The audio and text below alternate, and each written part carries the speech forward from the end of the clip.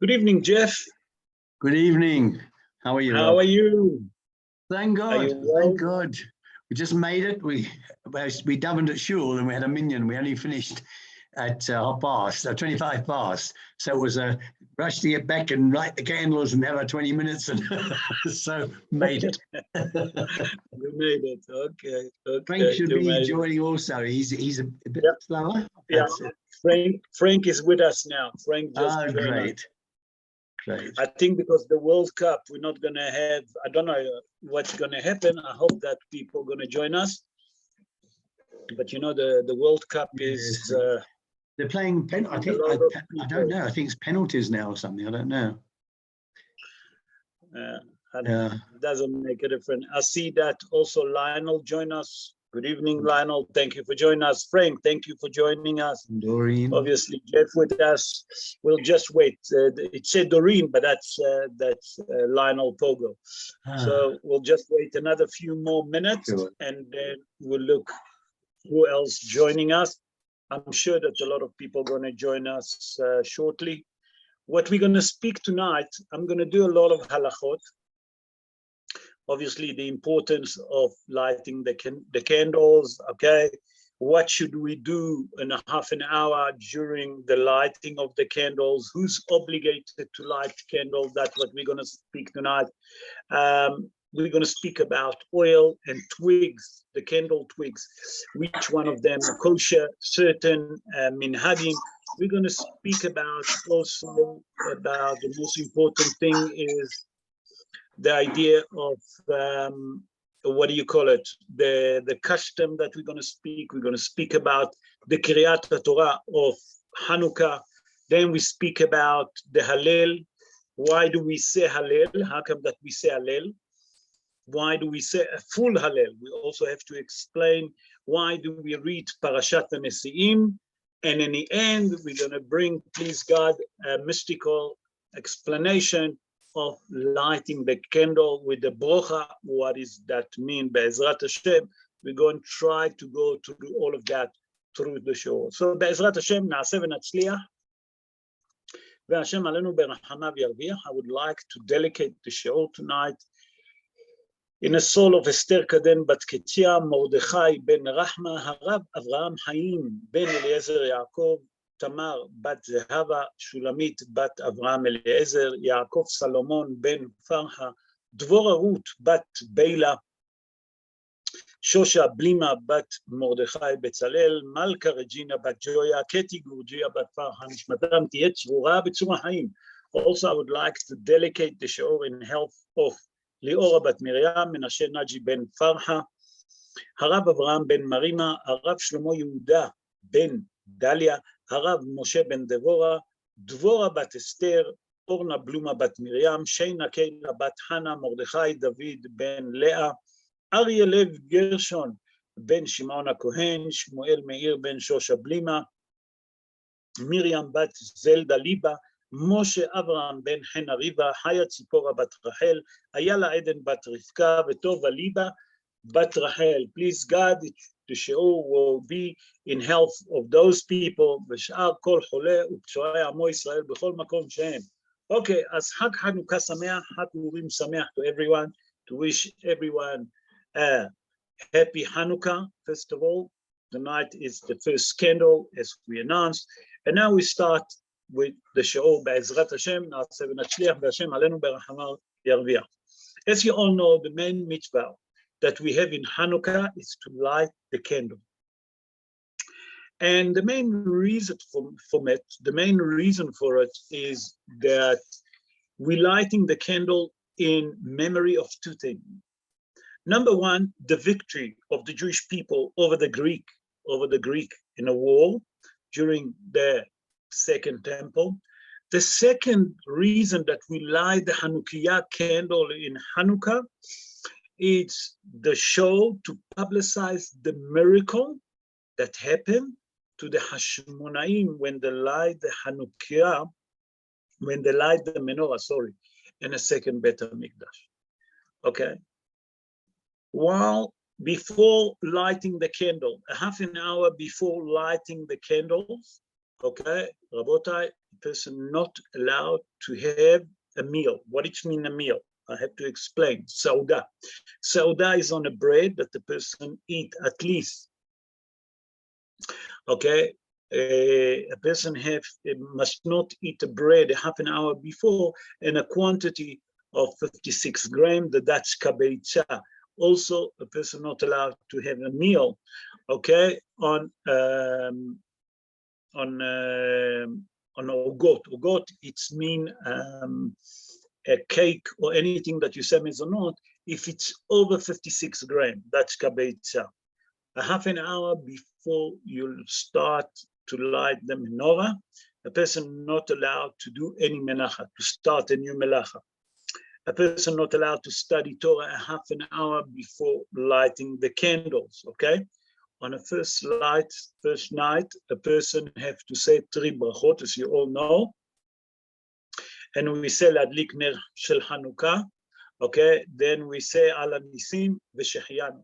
What if a person forgot to say Shechianu on the first night, can say on the second night. If he forgot on the second night, he can say on the third night until the 8th night. Why is that? Okay, because that each night is a mitzvah by himself. That means the candle that we're lighting in it's a mitzvah by himself. So therefore, a person can say Shechianu anytime that he forgot, whenever you remember during the 8 days of Hanukah. Now I would like to move on. Who's the people that obligated to light candles? But wait, maybe before I would like, no, let's continue with that. Everyone obligated to light candles.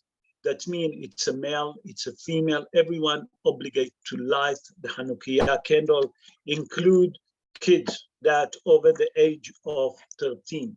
If a person past the age of 13, obligated to light the Hanukkah. We have to understand that. Okay, another thing. How come a woman obligated to light the Hanukkah? Because we know we have a principle in the Torah, and that Hazal constitute for us, that mitzvot shehazman gerama, that means a mitzvah that is time bound into it, women are not obligated to do it. So how come the poskim say that that the woman also obligated to light the Hanukkah? The answer to it is because, for the simple reason, because the woman also was in the same miracle that happened to us as a male. So from here you learn that women also obligated to light the menorah. Now we're coming to another thing. What's happened if the woman, for some reason, lit the candle on the first night, and she said the Birkat Shechianu? For some reason, the husband was there, but he couldn't light the menorah. But the woman said the 3 brachot, La'adlik ner shel Hanukah, She'asa nisim v'Shechianu. In that case, that he was there and he heard Shechianu, on the second night, when he light the candle, he doesn't say Shechianu. So we see from here that women also motziot yedei chova b'Shechianu if the husband there. So we say that everyone obligated to light the candles, women, men, and kids. The kids is Mishon Hinuch, okay? Who's those that not obligated to light the menorah? Hiresh is a deaf. Shote is a person that doesn't have any sense. That means that he behaved wrongly. He can tear his clothes in publicly. He can undress himself. That's considered shote. Katan is before the age of bar mitzvah, 13. Therefore, those three not obligated to light the candles. Okay, they have no obligation to light the candle. But Hazal explained that Milshon Hinuch, that we should teach our children to light the menorah. It's a Hinuch. What it means, Hinuch? That we teach them to love the mitzvot, Hivuv mitzvot. Now we're going to come to a very difficult situation. What about a blind person? A blind person cannot light a candle, obviously. but he's obligated to stay there and to ask other people to light for him and to say the bracha. Okay, now we have to understand what is there is a mahloket on it. It's not so simple. According to Minhag Yerushalayim, you have to do it. According to most of the rest of the poskim, okay, he doesn't have to say the bracha, okay? That means that when you light the candle, he can say the bracha. But come Hazal and tell us that although that someone else lighting it, okay, he can't say the bracha. But Minhag Yerushalayim, the custom of the city of Jerusalem, say that if someone else say that he can say the bracha and someone else light the Hanukah. So we see from here that there is two different opinions regarding the bracha, okay? If the Iver have to say the bracha or not, because he can't light the menorah. Iver is a blind person. He can't light the menorah, he can't see. But he can say the bracha or not. We see the mahloket, but most of the poskim say that he doesn't have to. Okay, that's another minhag that I have to explain, that during the half an hour, that means from the moment that we light the candle, for the next half an hour that the candle is lit, okay, it's a custom that men and women should not do any melacha at home, not to do any work at home for the half an hour that the candle lit, to sit by the candle. Okay, the candle of Hanukah, okay, what is it entail of? All the oil. Hazal tell us, kol hashmanim ksherim leadlik bahem nerot. That means that all the oil, it doesn't make a difference which kind of oil. As long that it's oil, okay, you can light, listen to that, you can light the menorah. There's no problem with that. It's not like Ner Shabbat. Ner Shabbat, it's a different situation because it has to be a proper oil that doesn't smell, doesn't make mess. In Hanukah, it's a different situation. But mitzvah mina muvhar, that means the appropriate oil to use is dafka olive oil. Hazal explain. Why? Because number one, the miracle that happened in the Hanukah was an olive oil that the Kohanim, during the time of the Second Temple, managed to find a jar of oil that was enough to lighten the Hanukah for one day. And that little jar, obviously, as you all know, it was shemen zayit, olive oil, pure olive oil, because the menorah in Bet HaMikdash, they used to light only with pure olive oil. What it means, pure olive oil? From the first drop, after they crushed the oil, the first drop, with that they used to light the candle. Okay. The halacha, the candle should be lit at least for half an hour. So therefore, there is a lot of problem with those candles, that small candle that we light, the color candle, because some of them doesn't last more than 10, 15 minutes. Okay? So therefore, there's a problem with that people have to make sure that when the Hanukah, they should make sure that they have enough oil, or the candle will be lit for half an hour. As we explained, all the twigs that we're going to lit with that, the Hanukah, the all kosher also. The same like the oil. The same like the oil, all kosher, also the twig is all kosher. Okay, now, mitzad halacha, mitzad adin, a person should light one candle every night. That we lit more, like tomorrow we're going to light 2 candles. Okay, on Tuesday night we're going to light 3 candles. That's mishum hivuv mitzvah, Hazal explained. But minadin, okay, the halacha, the person should light 1. Adot, to show that we love the mitzvah of lighting the Hanukah, we're lighting extra candles tomorrow, and on Tuesday we light extra 2 candles, and etc. like this. Okay, some custom. I would like to go through some custom, as you all know, there's a custom to eat in Hanukah, to eat latkes and to eat donuts. Where does that come? That minhag come because the miracle done on the oil, and the latkes and the donuts, okay? We cook them, or we, whatever you want to call it, bake them. I don't know how they really make. I think that they cook also the donut with oil to show to show that the miracle done with oil. Another custom is to eat milk product in Hanukah. Not only in Shavuot, also in Hanukah. The main reason for it, because Yehudit killed one of the great officer that came and put the city of Jerusalem in a siege. By that she given them cheese, and the cheese was very salty, and then he wanted to drink, and she given him wine, and then she chopped his head.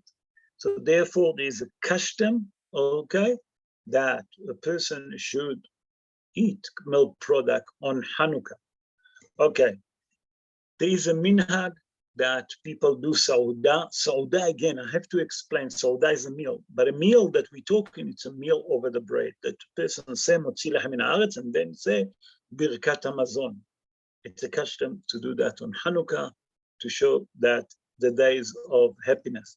It's a custom also to play with dreidel, okay, and to write on them nes gadol haya po. Po, it means in Eretz Israel. But we in the diaspora, we should get a dreidel that says nes gadol haya sham, where it means sham, in the land of Eretz Israel. During the 8 days of Hanukah, okay, we're reading in the Torah in Parashat Naso. Parashat Naso speak about the sacrifice of the Nesi'im. Nesi'im is the president of every tribe, the head of every tribe. This Shabbos, we're going to take 3 Sifrei Torah, and usually it doesn't happen, but when it happens, we take 3 Sifrei Torah. The one we read Parashat HaShavua, the second one we read Rosh Chodesh, and the third one we read Parashat HaNesi'im, that speak about that president applied the candle, okay, on a 7th day. Now we have to understand on a 6th day, because Shabbos actually going to be the 6th day, because today, although that it's Sunday, it's considered as the first day. Monday going to be the first day of Hanukkah, okay? But we have to explain something very important, that the main reason for it, that we read first Parsha, and then we read Rosh Chodesh, and then we read Parashat HaNesi'im, Tadir v'she'eno tadir, tadir kodem. What does it mean? Hazal explained that something that come more frequent, more often, we do the mitzvah that come more often than mitzvah that doesn't come more frequent. So every Shabbos we read Parashat HaShavua, yes, so we'll continue reading Parashat HaShavua. Once a month we do Rosh Chodesh, Parashat Rosh Chodesh, whenever it's fall, if it's during the weekday, if it's fall on Shabbat, we read Parashat HaShavua that come once a month. That's come before Hanukkah. Hanukkah is once a year. So therefore we do Tadir v'she'eno tadir, tadir kodem. Now I would like to speak about the Hallel. As you all know, we say Hallel, okay? Why do we say Hallel in Hanukkah? I'm Be'ezrat Hashem going to bring 3 different ideas why we saying Hallel. So the main reason that we saying Hallel, that if you look carefully, that in Hanukkah there is no Megillah. In Purim there is a Megillah, so we read the Megillah, but we don't say Hallel. In Hanukkah we don't have a Megillah, we say Hallel. That's one idea. The second idea that Hazal explained, that every miracle that happened in Eretz Israel, okay, and we know that the miracle of Hanukkah happened in the land of Eretz Israel. Therefore, we say Hallel.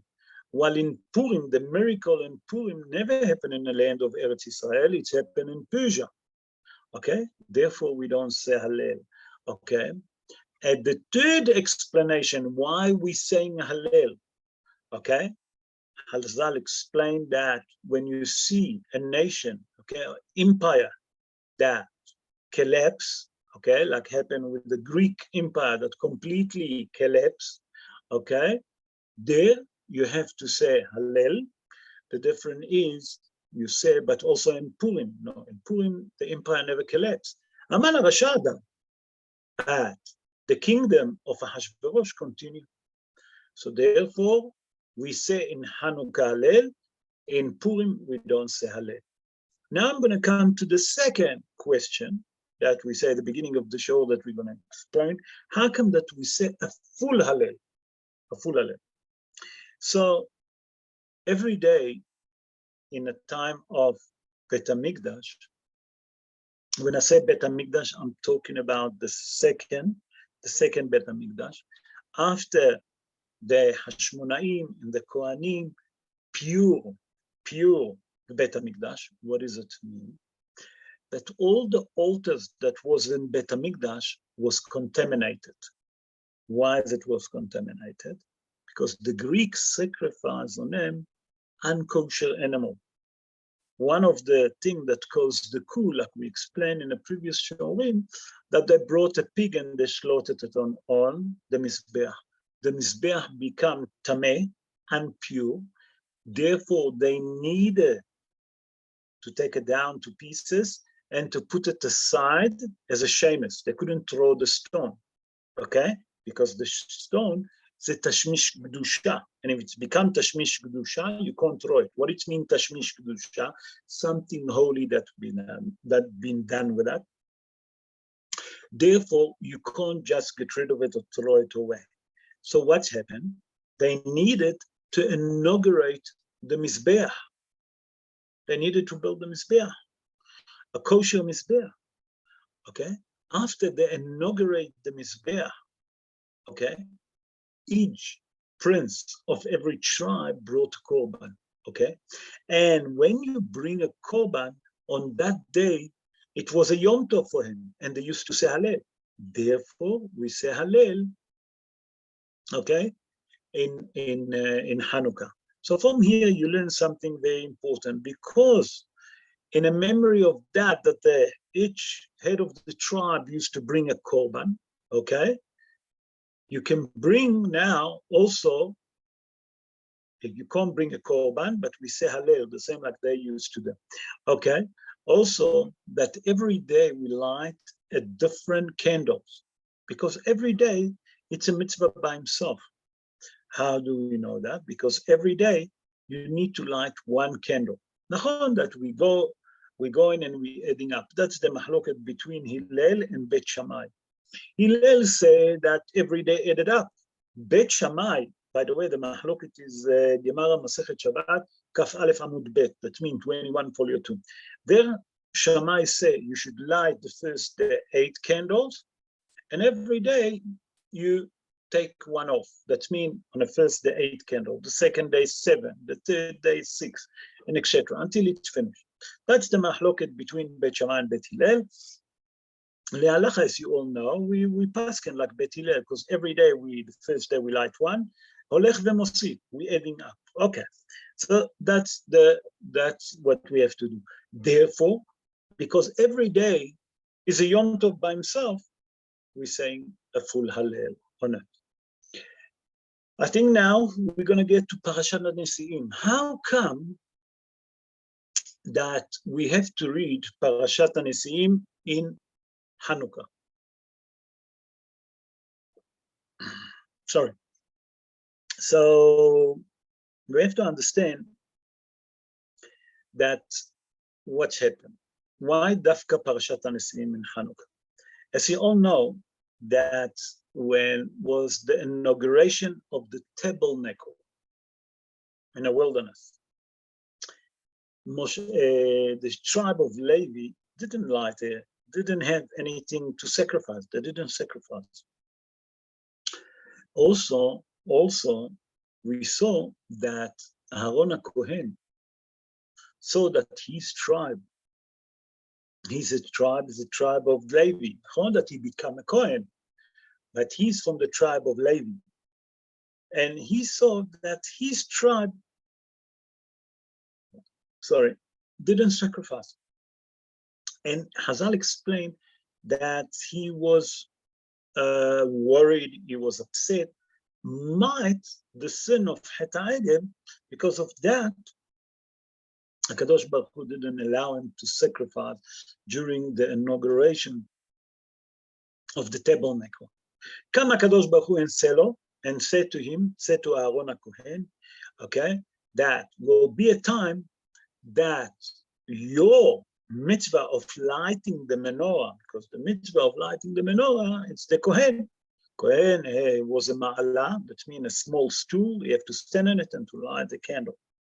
Say HaKadosh Baruch Hu promised Aaron HaKohen will be a time that in that merit that you light the menorah in a tabernacle, will be a time that in that merit, that all Bnei Israel, all the Jewish people, all over the world, will light the menorah, as you all know, for Hanukah. Okay, what is the idea?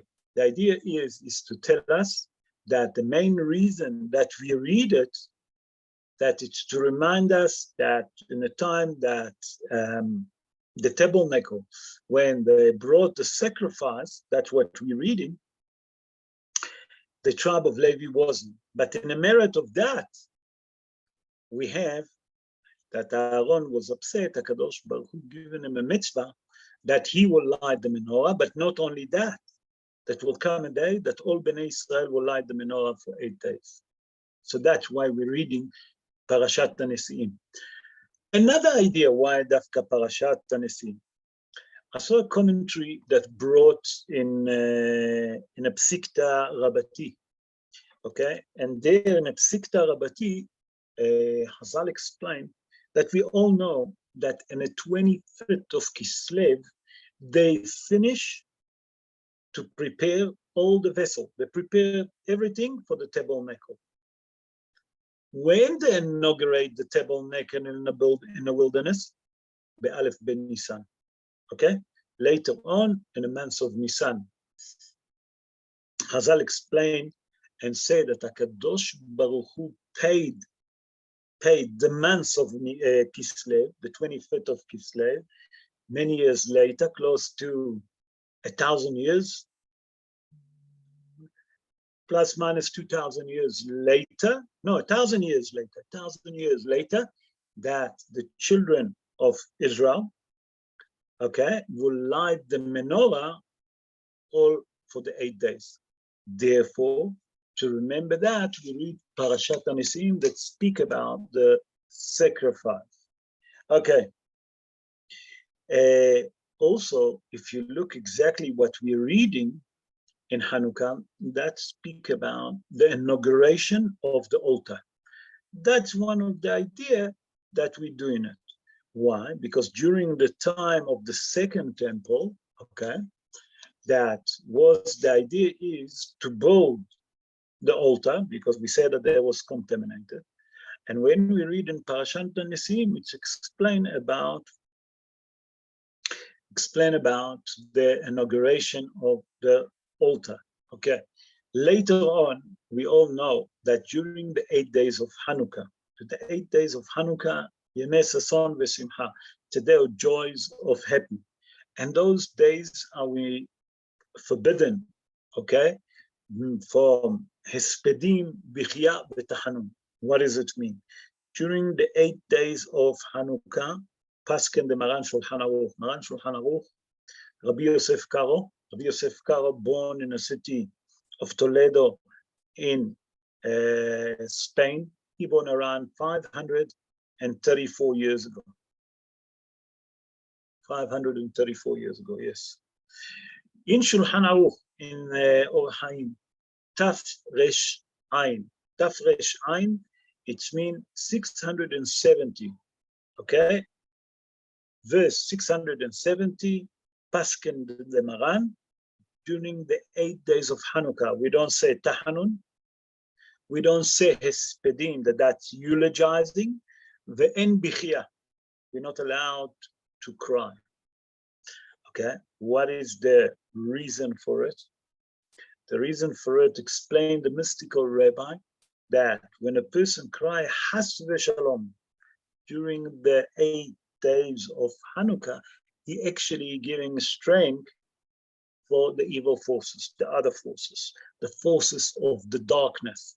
And that's what the Greek wanted to put us. Like if you look carefully, what was the job of the Greek? The Greek didn't want to kill the Jewish people. The main motive of the Greek, they didn't want to kill us. They want us to forget about our heritage, about our Torah, about our mitzvot, about the covenant that we have between us and HaKadosh Baruch Hu, that was Shabbat, Brit Milah, and Chodesh. Those was the three main averot, the main mitzvot that they tried to stop us. Okay? By that we're not going to keep Shabbos. By that we're not going to do Brit Milah. By that we're not going to keep the Chodesh, we're going to lose those 8 days. And one of the idea is why Dafka HaKadosh Baruch Hu constitute for us to do 8 days of Hanukah, because one of the mitzvot that the Greek wanted to cancel was Brit Milah. When do we do the Brit Milah? On 8 days.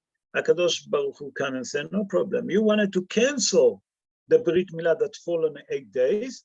I will give the Jewish people a festival. What is it? Hanukah, that they have to light the candles for 8 days. Now we can understand why we have to keep the festival of Hanukah with happy and joy. Also, one of the things that we have to remember is to give a lot of tzedakah on Hanukah. It's a good thing to give tzedakah on the day of Hanukah. Okay. If you take the word nerot, candles, okay, and you change the sequence of the word nerot, that means the letters, you get the word vatran. I think that I explained that. What it means, vatran? That the person should be linear, okay? And the Midrash tell us something very interesting. The Midrash tell us that during the day of Hanukkah, a person should be very lenient on Hanukkah. Why? Because those days, Eleyamim Gdoshim, they are holy days, and on those days, a person should be more lenient and not to try to cause Has v'Shalom, to cause a lot of mahloket, to cause a lot of argument. For what? For nothing. So they said, Dafka on Hanukkah, a person should be more lenient, to let things go and to not to be so strict about and to give away. That's one of the important things that we have to do. So we see from here that, let's just summarize it before we're going to get the secret. We're going to explain the secret of the brachot that we're going to do from now on. That we have to understand that, number one, all the oil, that's Gemara Masechet Shabbat, Kaf Aleph Amud Bet, Kol HaShmanim VaPtilot Ksherim LeHanukah. That means all the oil, all the twigs for Hanukkah are kosher. That's the most important thing. Remember that half an hour before we're lighting the candles, okay, it's very important not to eat, not to have a sauda. When I say to eat, it's a sauda. Sauda, it means on bread.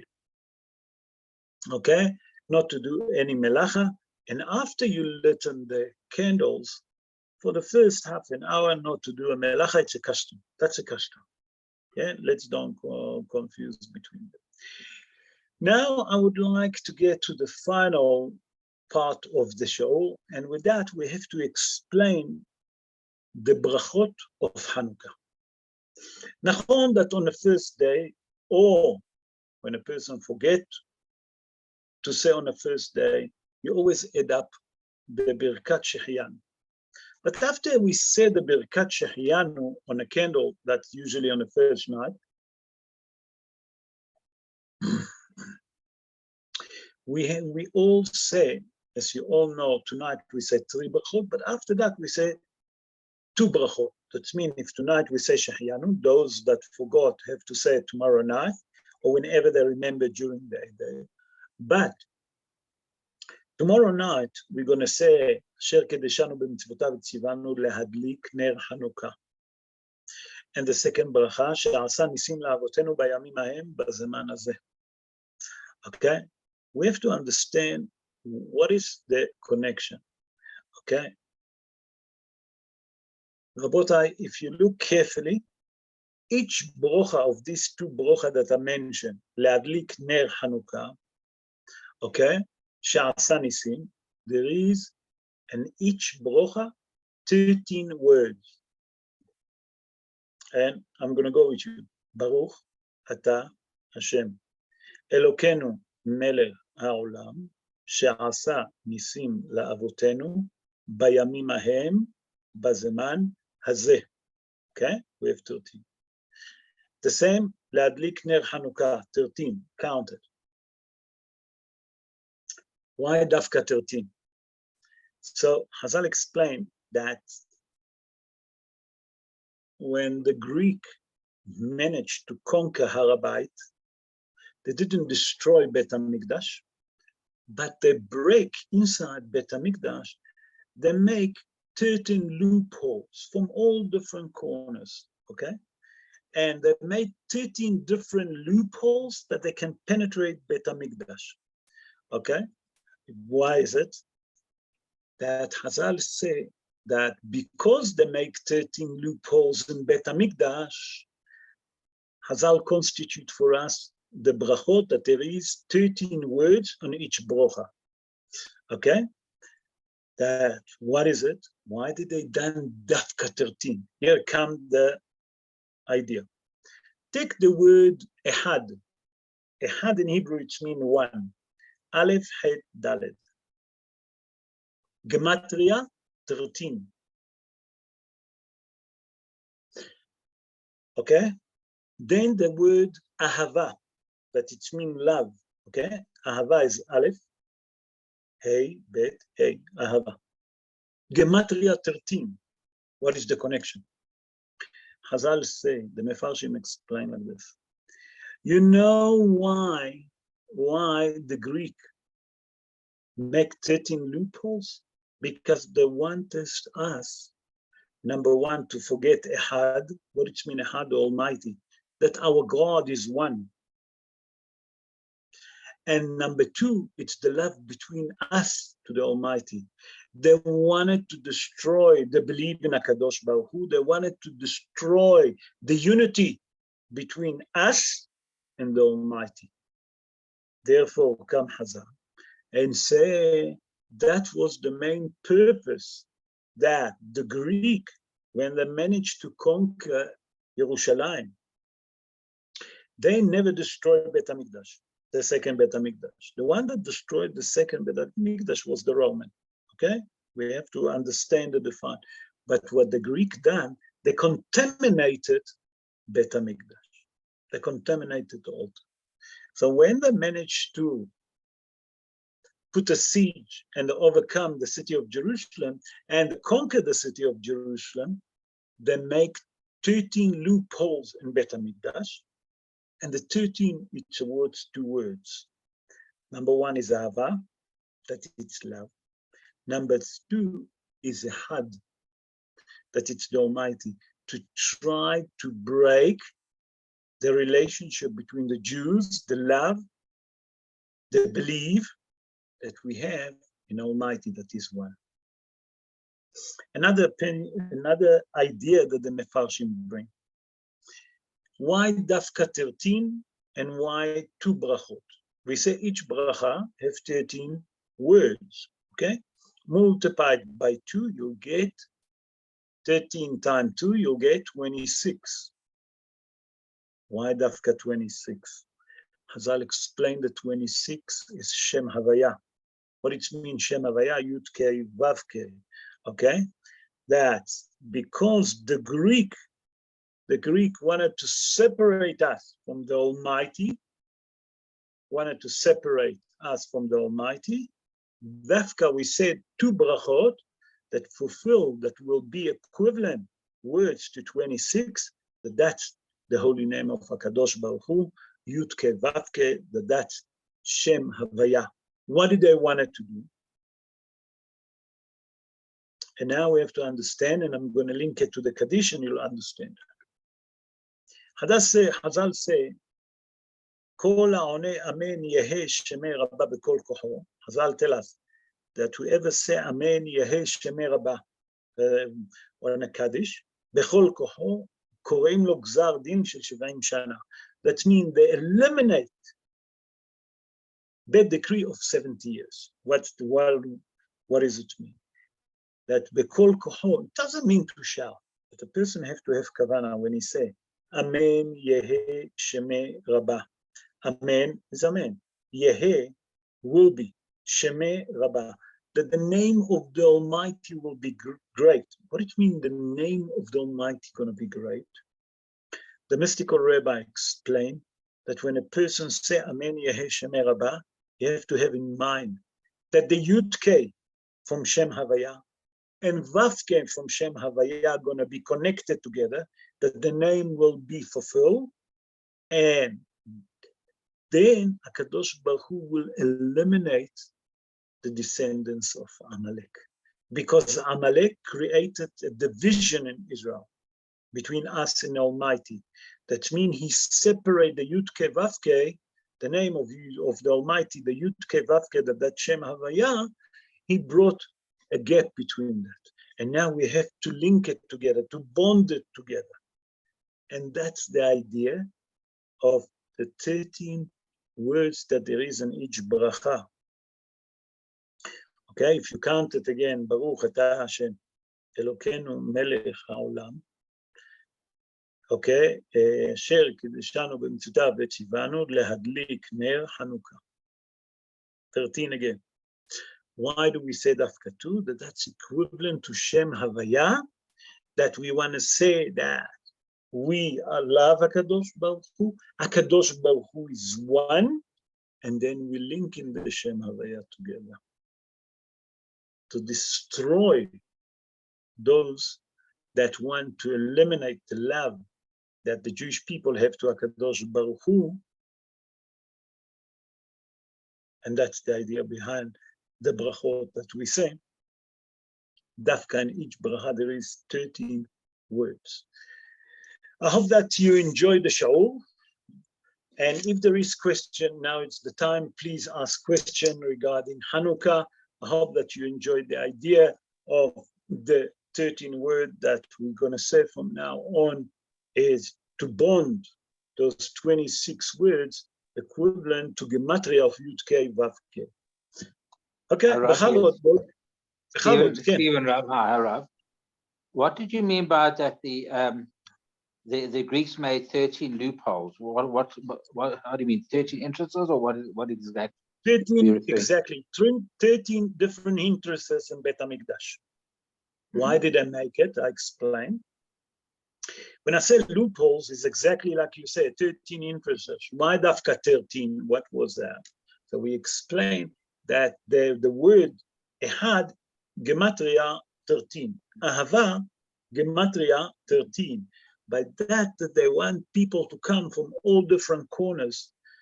That means that they wanted to eliminate the bonding between us to HaKadosh Baruch Hu, to eliminate the believing in the Almighty that is one. You follow, Stephen? I hear you. But how did that? So were they aware of that particular concept when they made those entrances? Were they aware of the fact that did they were aware of that symbolism? Sorry, I didn't understand your question. I say, when they made the 13 entrances into the Beit HaMikdash, were they aware of the symbolism of for sure? For sure. That's why Hazal constitute for us that every brocha we have 13 words, and we have the next 7 days of Hanukah will have 26. Why? Lekadesh Shem Shamayim. How are you going to be Mekadesh Shem Shamayim? That you will join the Yud Ke Vav Ke together. Evanta? Yeah. Because Yud Ke and Vav Ke equivalent to 26. Yeah. Each brocha that you say there is 13 words. Yeah. So you take the word Ehad, that's the Almighty, and the another 13 words Ahava, and you bring them together. That we believe that there is one God, and there is love between us and Hakadosh Baruch Hu. So Yud-K is one of the words of God, one of the names of God, and Vav-K is another. Shem Havaya, yeah. Shem Havaya, because we have Shem Adnut, Yes. Aleph, Dalet Nun Yes. Yud, Nachon? Yes, Yud-K, Vav-K, I know. And the second part of Vav-K is another way of expression of God's name. Havaya, it's Yud-K, Vav-K. Yeah. Thank you, Rabbi. So here we join both of them to create the full name of Hashem. Why? To make sure that the Yud-K, Vav-K of HaKadosh Baruch Hu, it's always full. 26. Thank you, Rabbi. Thank you. Shukra. Beautiful question. Shukra. Any other question? Bechavod. If you have any question regarding Hanukah, don't be embarrassed. It's the time to ask if you want to ask about halachot or anything.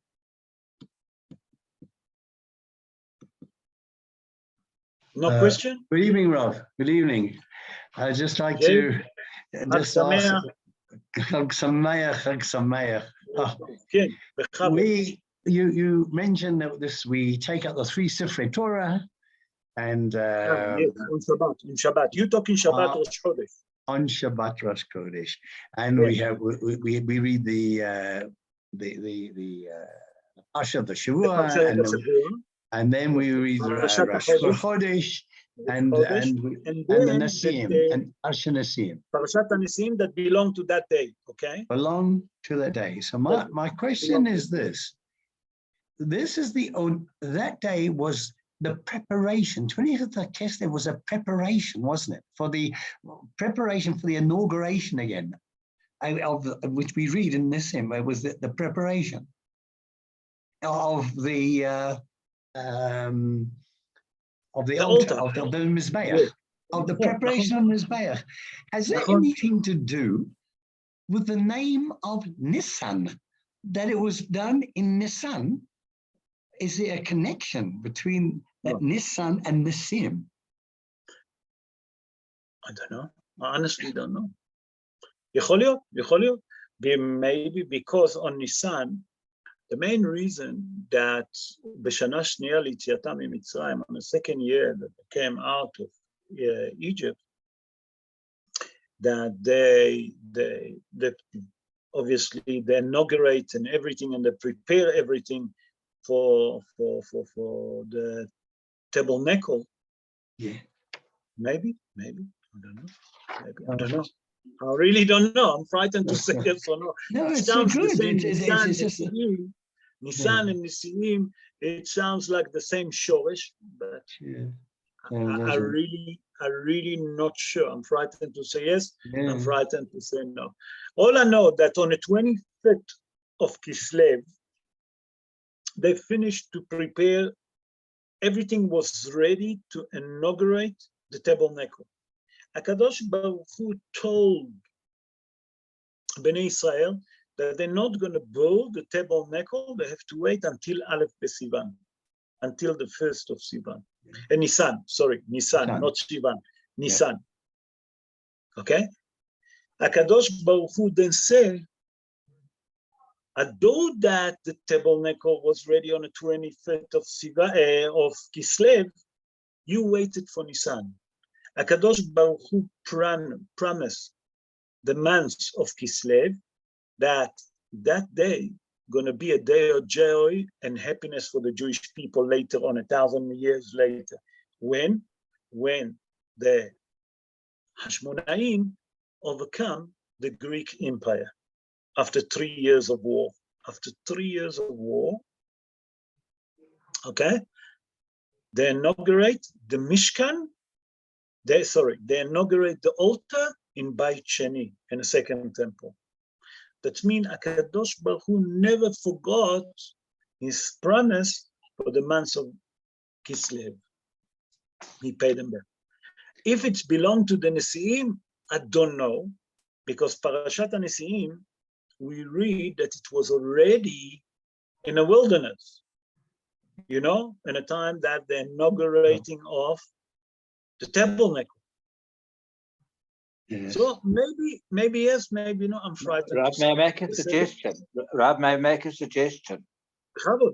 Efsha, it could be that, as we said, Aaron was very concerned that he was not, was contributing to the temple, the inauguration of the temple. And if you look at it, Shin and Sin can be interchangeable. So on the time of Hanukah, the head of the Nasi, as it were, the Kohen Gadol, he inaugurated that eternality of what we have Hanukah. So that's what God, that maybe that's what God says, that you don't worry about the physical contributions. Then you're going to be lighting the candles, and you're going to be the Nasi. You're going to be the leader for future generations. That could be the connection. Can be. Just trying. You see, that I'm very frightened to say, because I don't know. I never look at the connection between the Nesi'im, and the months of Nisan. You know, it's very, very sensitive. It's tenuous. It's a tenuous, but not even. But even if you look at the different roles of the Nasi, never mind the Nasi and the Son. Yes, it could be there's a tenuous connection, but definitely the different Nasi'im were the Nasi of that time and the Nasi of Hanukah. That Nasi was the Nasi'im there, which was the Chomri, the materialistic. Only God said that wasn't for you. Your lot is eternal. Maybe I need to look into it. Be'ezrat Hashem. Jeff, what I suggest, bli neder, Be'ezrat Hashem, HaKadosh Baruch Hu will open my eyes, my wisdom. I try to look for that. If there is a connection between the months of Nisan, like you ask, and the Nesi'im, the president of every tribe, I'll look into it. Yeah. But we can listen to the two ideas that you given and the idea that Stephen given. Yeah. I'm frightened to say yeah or nay, because I don't know. If I don't know, I'd rather say I don't know. Yeah. Well, Any other question? Any other sorry. question? Ken. It was just that why this came up. It was the biggest miracle of Allah happened to us when we came out of Mitzrayim. And it was, so there's a connection of a preparation perhaps in Kislev for a connection of the actual deliverance, redemption. We had redemption in Kislev, and we had a redemption in Nisan. Two. And Hazal says very special. Nisan nig'alu, in the months of Nisan they've been redeemed. Benisan atidim ligael. In the months of Nisan, we've been redeemed from Egypt. Benisan nig'alu. Benisan, in the months of Nisan, atidim ligael. Okay? That in the future, in the months of Nisan, there's a good chance that we're going to be redeemed. You follow? Okay. Thank you. Okay, thank you. Okay. Any other question? Any other question, Rabotai? No question. Okay. I would like to take the opportunity to wish each one of you Hag Hanukah, Hag Urim Sameach to each one of you. May please God that this festival will light to us the lights. What it means, the light, the spiritual light that we spoke last Shi'ur, Ha'or HaGanuz, the hidden light. May HaKadosh Baruch Hu also will light the light in South Africa. That Eskom not going to put the light in the senses of Praise God. And a miracle, like HaKadosh Baruch Hu, the same like He make miracle and Hag Hanukah will make miracle that Eskom not going to put the physical that's light. A big one. That's a big miracle to do. Nothing is big for HaKadosh Baruch Hu. Amen. That we'll see Nisim ונפלאות. כאמץ איתך מארץ מצרים, הראינו נפלאות. What it means? נפלאות, נון פלאות. 50 miracles, Ezrat Hashem.